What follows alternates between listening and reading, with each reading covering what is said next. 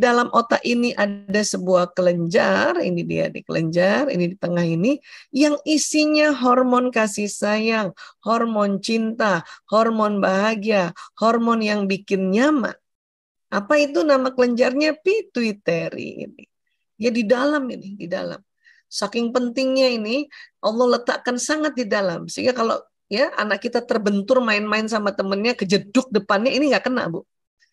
Atau jatuh pelipis kanannya kena, ini si kelenjar pituitary nggak kena. Nggak kena. Saking pentingnya. Karena di dalamnya ada hormon kasih sayang, hormon cinta, dan hormon bahagia. Masya Allah, Allahu Akbar. Ya? Nah, artinya apa? Kalau mau anak-anak kita tumbuh suburkan, sudahlah distimulasi dan ditumbuh suburkan, itu maksudnya di dalam sini, hormon-hormon ini. Ya, karena hormon ini tuh yang nanti bila keluar, masuklah hormon itu ke pembuluh darah, masuklah ke jantung, jantung akan memompa ke seluruh tubuh, maka nanti badan terasa nyaman, maka badan ini dengan mudah, dengan semangat tadi, untuk mengerjakan apa yang diminta oleh orang tua ataupun ayah ya atau bapak ibu guru gitu. Jadi kalau dibilang menumbuh suburkan, ini yang mau ditumbuhkan ini. Ya, sebetulnya sudah ada dia. Kita hanya tinggal menstimulasi. Ya. Bagaimana cara menstimulasi hormon-hormon kasih sayang, cinta, bahagia? Gampang. Ya. Pertama sekali harus keluarkan dulu hormon kasih sayang, hormon cinta, hormon bahagia diri masing-masing kita ini. Ya sebagai orang tua, sebagai guru. Ya.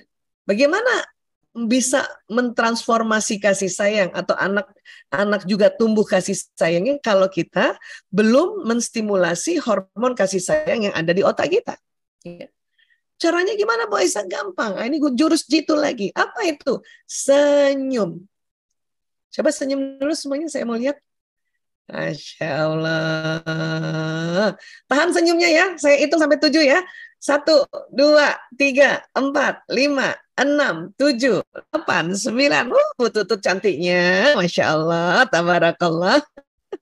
Ya, kita senyum, ya, sudut bibir naik ke atas, kanan kiri seimbang.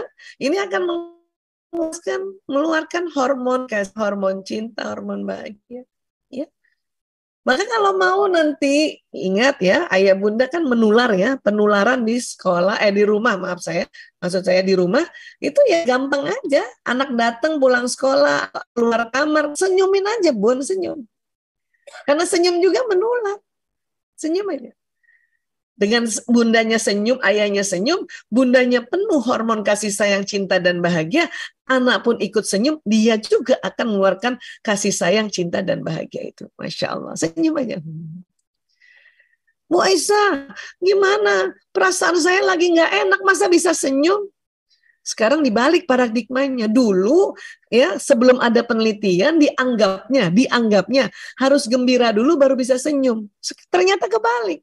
Senyum aja dulu, maka nanti bahagia. Ya, ini harus ngerti nih.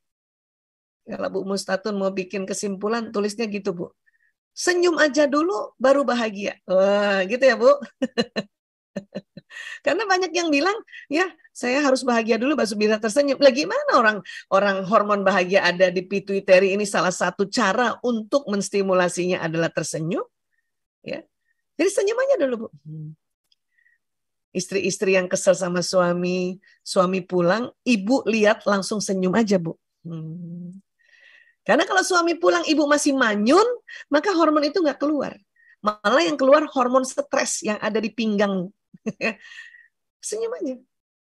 Setengah hati senyumnya Bu Aisyah. Iya, nanti lama-lama sepenuh hati. Senyum aja dulu. Kan senyum kan ya harus berlama-lama. Bukan hanya cuma 2 detik. Minimal aja 7 detik tadi saya hitung. Lama-lama sepenuh hati, lama-lama karena ini nanti keluar hormonnya. Ya. Selain senyum, apa lagi Bu Aisyah? Supaya untuk mengeluarkan kasih sayang, cinta, dan bahagia dan rasa nyaman ini. Tertawa. Maka kalau ada anak kita cerita dan dia ketawa, ketawalah juga Ibu, Bunda, guru-guru. Jangan mikir. Ya, terus itu kita ngomongnya julid. Apa lucunya? Ya. Anak-anak udah bagus ya Bu Isna ini ya, cerita lucu. Kan buat anak-anak itu lucu. Ibunya yang pemikir mikir, apa lucunya? Malah ibunya nggak senyum. Ya, ketawa aja Bu. Setelah nanti ibu baru mikir-mikir ya, karena kan generasi sekarang sesuatu yang lucu berbeda juga dengan yang ditangkap oleh generasi orang tuanya. Tapi ketawa aja dulu. Ya, jangankan anak-anak, suami ngelucu aja, ibu ketawa aja dulu. Mungkin Mbak Nining aja tahu banget nih saya kalau suami saya ngelucu, saya nggak tahu apa lucu sih ketawa dulu. Bahkan dia ketawa aja saya udah ketawa, Masya Allah. Betapa nikmatnya suami istri itu hanya untuk menstimulasi kasih sayang, cinta, bahagia, itu saling cerita lucu, walaupun nggak lucu ketawa dulu. Udah kan dia akan keluar, ya. Nah, apalagi yang bisa mengeluarkan hormon-hormon ini, ya, dibelai. Perhatikan, anak-anak ada nggak yang anak-anak yang senang dibelai atau disentuh fisiknya, di punggungnya, dihidupkan gitu ya. Memang semua orang senang dibelai atau ditepuk punggungnya, tapi nggak semua senang yang setiap hari. Ya, jadi perhatikan, ada anak yang setiap hari senang dipeluk atau diusap-usap kepalanya atau punggungnya. Perhatikan, kalau dia duluan setiap hari begitu, berarti dia senang. Ada anak yang senangnya seminggu sekali aja, ibu ya tepuk-tepuk punggungnya, apalagi kalau sudah remaja. Ya, guru-guru juga begitu. Kadang-kadang ya guru merasa bahwa anak senang ya ditepuk, belum tentu semuanya. Belum tentu. Ada yang senang sehari sekali, ada yang senang seminggu sekali, ada yang senang sebulan sekali, Bu. Nah, kajian itu ada di dalam kajian bahasa kasih sayang utama. Ya. Hari ini saya mau cuma cerita tentang hormon saja. Ini jurus jitunya tuh ya gampang ternyata. Ya. Apalagi yang bisa membuat hormon-hormon ini keluar, bergerak. Itulah makanya kenapa habis olahraga enak, nyaman, habis jalan-jalan nyaman, ya. Dan umat Islam sangat-sangat beruntung, ibadah khususnya sholat itu ada gerakan-gerakan. Makanya habis sholat nyaman, itu bersyukur banget. Ya, tidak semua ya ada ibadah khusus atau agama lain ibadah khususnya bergerak, tidak semua kan. Sholat itu luar biasa, maka habis sholat ya.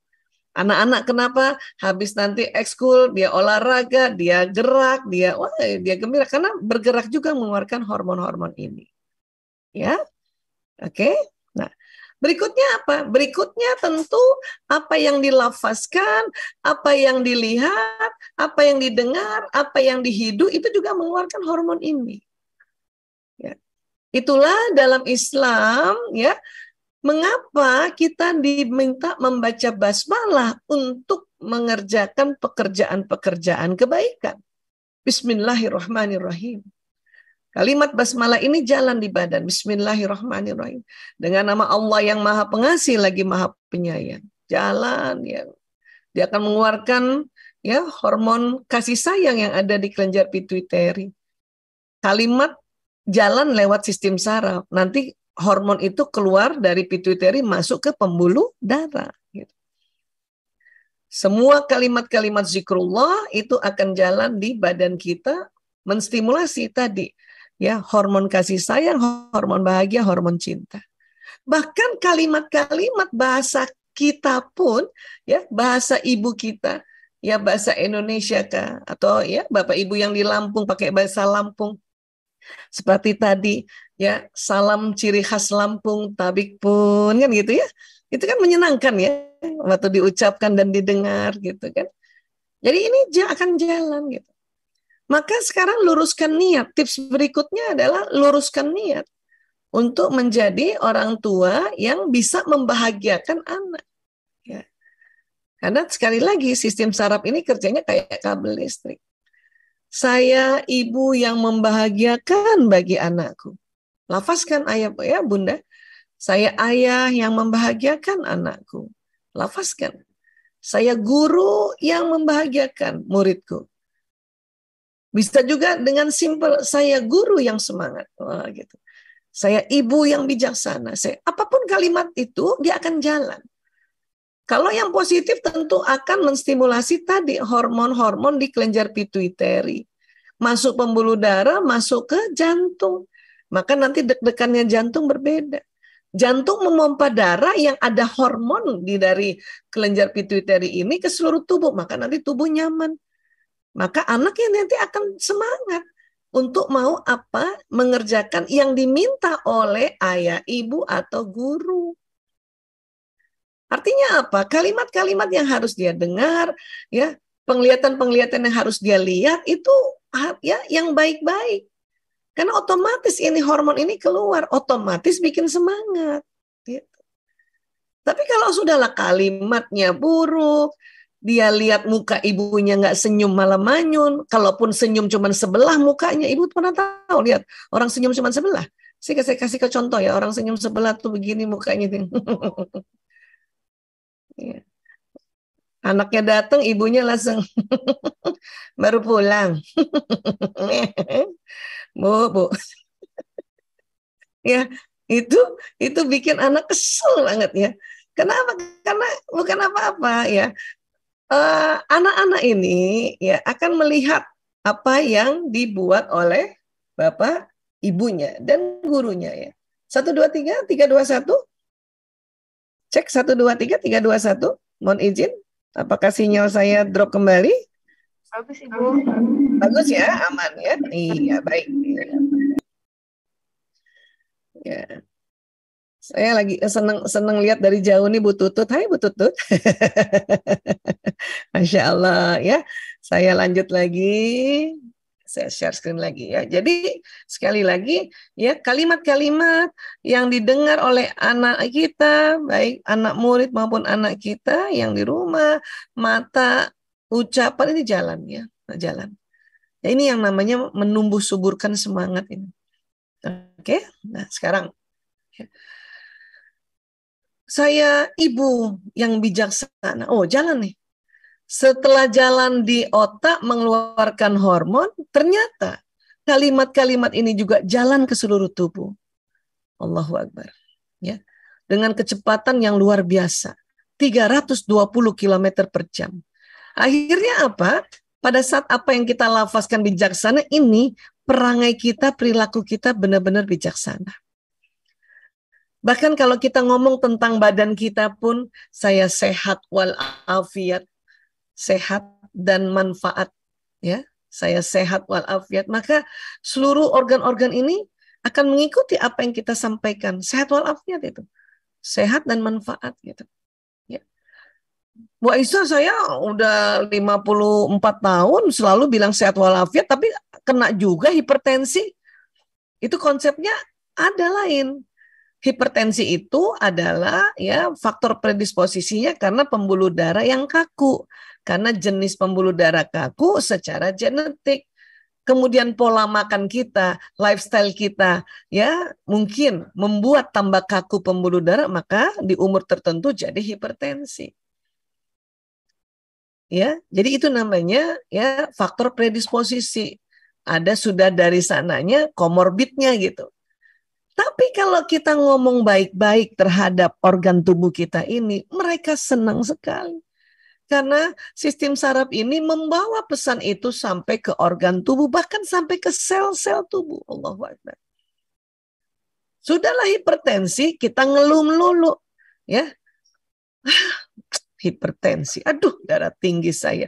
Aduh, saya ini sistem pembuluh darah tambah kesel dengan orang-orang yang suka ngeluh, ya. Maka bicaralah yang baik-baik. Terhadap diri sekalipun bicara baik-baik. Ya, apalagi terhadap orang yang sedang kita bina, kita ajar dan kita didik ini.